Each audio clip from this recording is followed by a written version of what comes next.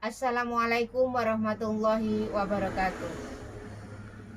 Saudara-saudaraku, alhamdulillah pada kesempatan kali ini kita akan menanggapi video Kiai Haji Idrus Ramli. Kiai Idrus Ramli ini dalilnya berkutik cuma di kitab Habaib, dan yang anehnya dia itu menyuruh kita mengikuti ulama yang dahulu. Kenapa Kiai Idrus Ramli ini tidak ikut ulama abad sebelum abad 9? Karena pada abad sebelum itu ulama nasab tidak menyebutkan Ubaidillah anak Ahmad, apalagi keturunannya sekarang yakni Ba'alawi itu. Yuk kita simak video dulu penjelasan Kiai Idrus Ramli. Ini rekamannya. Satu lagi saudaraku, kata Kiai Haji Idrus Ramli, Sayyid Abdurrahman Basyaiban adalah Ba'alawi. Ini jelas pembodohan, karena dia itu dalilnya hanya kitab Habaib. Dan mari kita dengar video jawaban dari KRT Nur Ihya. Ini videonya. Adanya buku Walisana yang sudah berumur 500 tahunan dikarang oleh Kanjeng Susunan Giri yang kedua 1457 Masehi. Nanti secara sekilas kita juga akan mengkajinya agar kita tidak terjebak dengan desas-desus pemahaman ulama atau kiai-kiai kita yang tidak percaya bahwa Wali Songo itu adalah dzurriyyah Nabi kita Muhammad Shallallahu Alaihi Wasallam. Dimulai dari Syekh Maulana Ibrahim As-Samarqandi yang sudah tidak bisa digugat lagi, diarahkan ke Ba'alawi. Ini jelas menyebutkan di saat 500 tahun yang lalu Dewan Wali Songo tidak pernah mengenal yang namanya Ba'alawi, karena Ba'alawi itu baru datang dibawa oleh company. Tidak ada hubungannya antara pejuang yang membawa simbol ajaran keagamaan, khususnya agama Islam ke Nusantara ini, yang berasal dari Hadrami. Tapi sebaliknya berasal dari campuran antara Iraki, Campa, Samarqandi, dan bahkan dari Makkah wal Madinah, dari Jazirah Arabia. Begitu juga sebagian juga berasal dari Iran. Kalau ada ustadz, guru atau kiai kita yang menyampaikan bahwa 165 kiai pada tahun 1962 sudah berkumpul bersama di pesantren Sidogiri sana, lalu memutuskannya bahwa nasab Wali Songo yang ada di Nuswantara ini fix ke Ba'alawi. Jangan percaya. Jangan percaya, itu ulah Habib Alwi bin Thohir Al-Haddad, Mufti Johor Malaysia, itu yang memang sudah menancapkan kekuatannya untuk menghegemoni Indonesia atau Nusantara sejak didirikannya Rabithah Al-Alawiyah dengan 31 doktrin-doktrinnya itu. Di antaranya mencaplok pesantren tertua ya di Nusantara, ya bukan tertua sih, termasuk tua ini, termasuk tua. Pesantren Sidogiri yang didirikan oleh Sayyid Sulaiman Asy-Syaibani Al-Idrisi Al-Qadiri Al-Hasani. Tapi sudah dimasuki ya, oleh para Habib Ba'alawi untuk dipecah konsentrasi supaya berkiblat ke Ba'alawi sampai ke para kiai. Sampai sekarang ini. Tidak hanya pesantren Sidogiri saja, pesantren-pesantren besar juga diinfiltrasi, dimasuki secara halus. Di antaranya adalah pesantren Al-Falah, Plosomojo Kediri, dan pesantren Hidayatul Mubtadiin Lirboyo Kediri. Dan masih banyak pesantren-pesantren lainnya lagi di seluruh Nusantara ini. Nah, ini kita harus hati-hati, waspada. Jangan sampai terlena. Jika kita terlena, maka bahaya mengancam kita. Tidak ada kata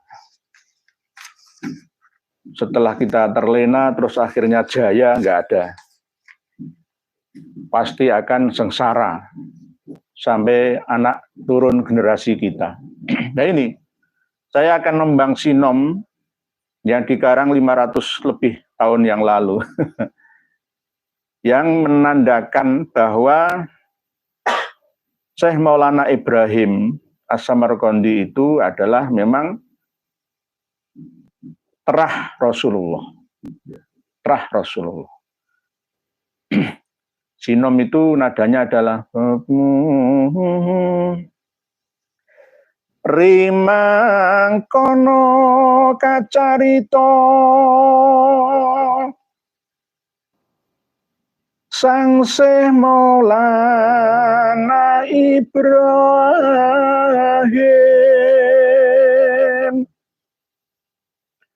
dok lagi yo andun lalono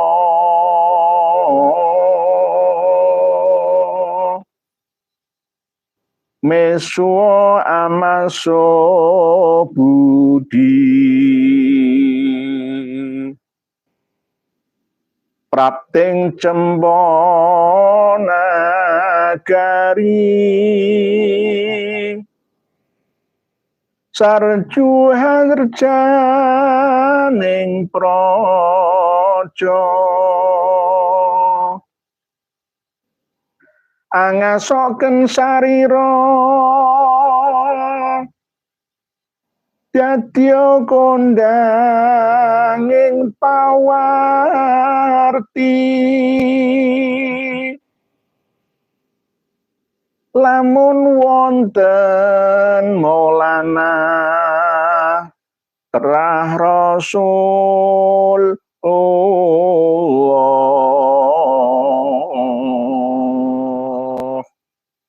Ini bahasa Jawi Kawi kuno. Jadi terjemahan bahasa Indonesia adalah diceritakan bahwa Syekh Maulana Ibrahim As-Samarqandi itu memang datang mengelana ya dari Samarkand sana menuju ke Campa.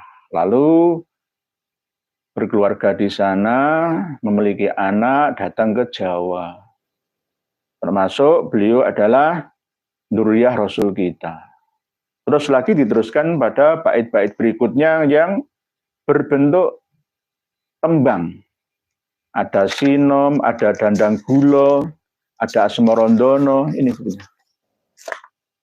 Ini Serat Wali Sono yang umurnya sudah lebih dari 5 abad. Sudah lebih dari 5 abad.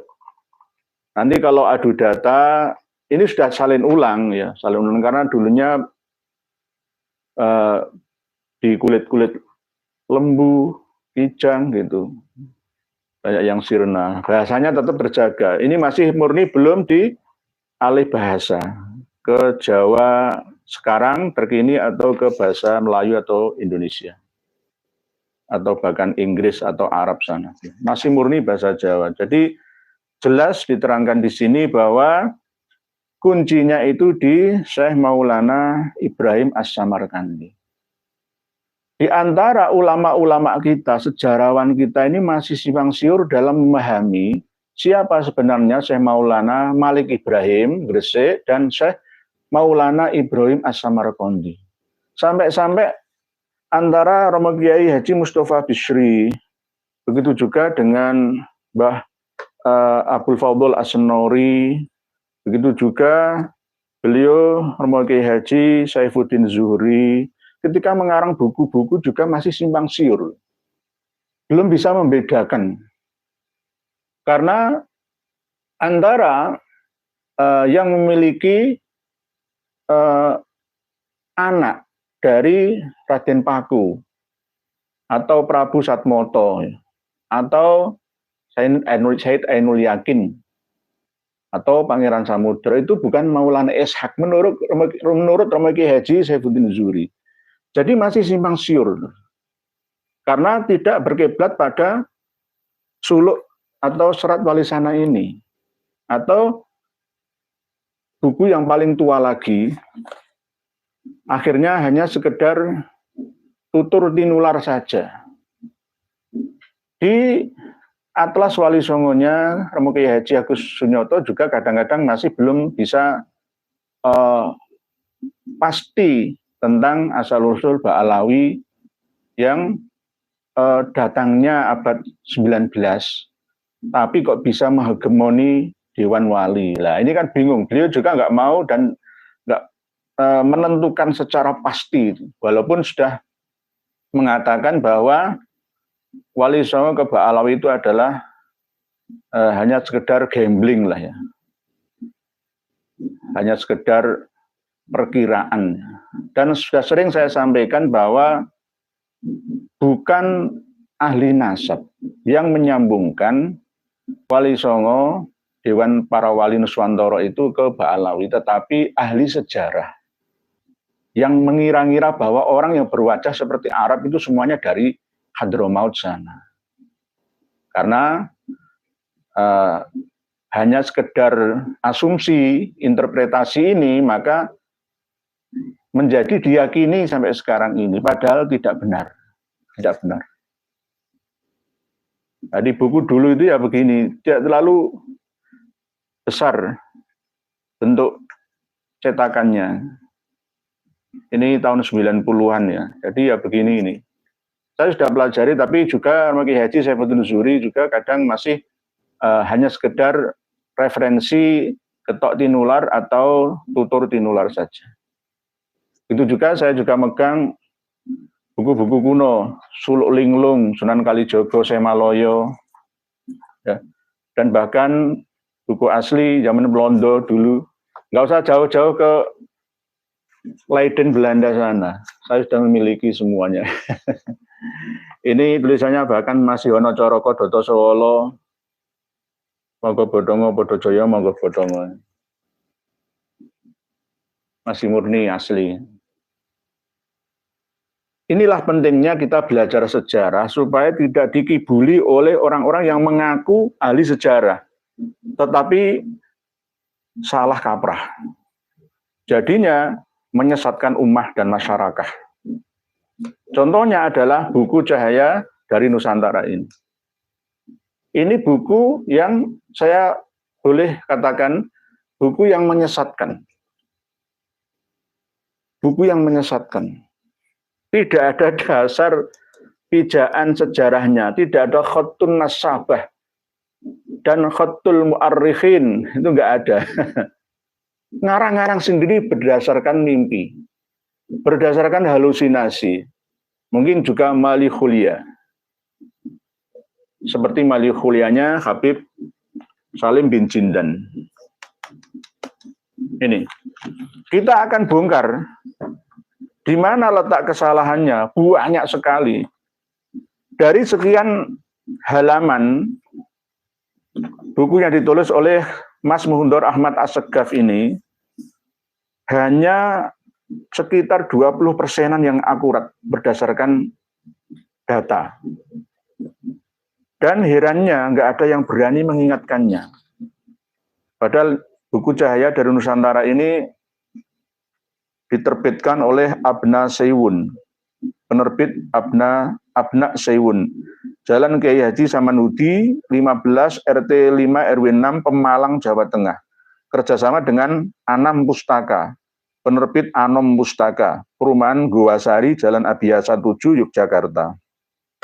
Ini kerjasama dengan yayasannya Habib Lutfi bin Yahya, yakni Majelis Taklim Darul Hasyimi sana. Ini sudah diedarkan, dimiliki oleh kebanyakan para pengikut Thariqah mursyid yang berbai'ah dengan Kang Mas Habib Lutfi bin Yahya. Dan bahkan tanggal 30 kemarin di Pondok Pesantren Lirboyo Kediri itu ada ijazah kubro. Dalailul khairat semua. Siapa yang mengijazahi? Habib Lutfi bin Yahya. Habib Lutfi bin Yahya. Sungguh-sungguh sangat berbahaya, tapi anehnya kiai-kiai kita tidak waspada. Kiai-kiai kita hanya melihat dohirnya saja. Tidak mampu menganalisa dengan basirohnya. Hanya sekedar lahiriahnya saja. Dengan ilmu yang terlihat mata. Ini saya lihatkan, saya dikirim kawan saya dari Lirboyo. Bahwa tanggal 30 kemarin itu ada ijazah kubro. Padahal beliau sebenarnya Habib Lutfi bin Yahya itu tidak berhak untuk menyandang sebagai mursyid Thariqah Syadziliyah. Yang terkenal saat ini Thariqah Syadziliyah itu dipegang oleh Paraan, Temanggung. Pondok Pesantren Bambu Runcing. Romo Kiai Haji Muhaiminan almarhum. Sekarang diteruskan oleh putranya. Dan dikembangkan sampai ke pondok-pondok pesantren yang ada di daerah Temanggung, Magelang, Banjarnegara. Ini benar-benar kita ini tertipu ya. Tapi malu-malu untuk mengatakan bahwa kita ini tertipu, tersipu. Tidak hanya tertipu ya, tersipu juga. Sungguh sangat disayangkan ya. Ulama-ulama kita ini. Saya dikirim kawan-kawan saya yang ada di Lirboyo. Ahad pagi tanggal 30 Juni 2024 Masehi. Ijazahan kubro 1 Muharram 1446 Hijriah. Dalam menyambut maksudnya. Assalamualaikum warahmatullahi wabarakatuh. Dalam rangka menyambut bulan Muharram 1446 Hijriah akan diadakan ijazahan sebagai amalan riyadhah yang bersanad kepada Abah Maulana Al-Habib Lutfi bin Ali bin Yahya Pekalongan. Daftar ijazah Rotib Kubro. Ya paling Rotib Akadat. Rotib Abud ya. Ini pondok pesantren Lirboyo ini. Rotib Kubro, Manakib Tanwirul Ma'ali, Manakib Nurul Burhan ya, Manakib Syaikhul Qadir Jailani. Shalawat Khomsah, Shalawat Ibrahimiyah, Dalailul Quran, Jalbur Rizki, Puasa Dawud. Tanggal dan waktu Ahad pagi pukul 9 WIB, selesai tanggal 30 Juni 2024, tempat Aula Al-Mu'tamar Lirboyo. Ijazahan dibuka untuk masyarakat umum putra dan putri. Ijazahan tidak diperuntukkan santri yang masih belajar di pesantren, tapi tempatnya di pesantren. Ini sama saja. Sekelas Lirboyo sudah dikangkangi, dikuasai seperti ini. Bahaya atau tidak kawan? Bahaya atau tidak saudari? Berbahaya. Pondok pesantren besar sudah dikuangkangi semua. Mau apa? Wong memang di sana sudah banyak mantu-mantu dari Habib Alawi. Ini kenyataan, bukan atas dasar kebencian. Untuk membangkitkan kewaspadaan. Kita ini kewalahan, bentengi. Ya. Para pengikut atribut Dajjalun Kadzabun. Ya. Di sisi yang lain kami diserang dari belakang, iri, dengki, pembenci, rasis dan lain sebagainya. Coba, kalau kita diam maka Indonesia tidak akan memiliki arti apapun dibandingkan dalam persaingan dengan negara-negara lain di dunia ini. Kalau di zaman sekarang masih saja bergelut dalam dunia spiritual yang justru mengkungkung akal, ya, maka tidak akan ada kemajuan. Generasi muda kita, ya, tidak hanya yang dewasa dan yang tua, tapi bisa semuanya. Terlambat kita dalam mengejar kecepatan perjalanan teknologi yang semakin tinggi. Ini sungguh boleh saja ijazah seperti ini, tapi cari yang praktisnya saja. Cari yang praktisnya saja, sehingga kita masih bisa bersaing dalam kehidupan bahagia di dunia. Nanti kebahagiaan di dunia ini hanya dipegang oleh orang-orang tertentu saja, umat Islam ditinggalkannya hanya sekedar ngurusi spiritual keagamaan saja. Untuk keduniawian, umat Islam buta. Lah, ini yang berbahaya. Sangat-sangat berbahaya. Nah, ini kami akan bedah. Nah, ini juga termasuk saya memiliki sejarah Raden Saleh yang asli. Bahasanya masih bahasa Melayu. Raden Saleh yang asli. Tapi masih sudah banyak dibelok-belokkan oleh Habib Lutfi. Hikayat Almarhum Raden Saleh. Ini tahun 1914 Masehi. Saya masih punya ini. Pelukis itu loh, yang pelukis Raden Syarif Bustaman itu loh. Ya marganya ya bin Yahya menurut ahli sejarah, tapi beliau tidak mau dikasih marga Habib, Syarif, Sayyid, nggak mau. Raden, ya karena memang orang Jawa. Raden Saleh itu orang Jawa. Tapi nggak seperti sekarang, nggak doyan sama Syarif, Sayyid itu nggak mau. Apa meneh Habib, belas nggak doyan. Diuber-uber oleh Belanda, tapi pernah menikah di Belanda sana, tapi akhirnya menikah juga di Yogyakarta, dapat seorang perempuan bangsawan Keraton Jogja, ya 20 tahunan ya di Belanda, keliling dunia 5 negara pada waktu itu, masuk pergulaan Prancis itu juga ada di sana. Raden Saleh, nanti ya melukis yang lukisan Pangeran Diponegoro waktu ditangkap ya, dijebak oleh Belanda, katanya rembukan. Tapi ditafsiri oleh Belanda sebagai penyerahan diri. Jadi ada dua versi.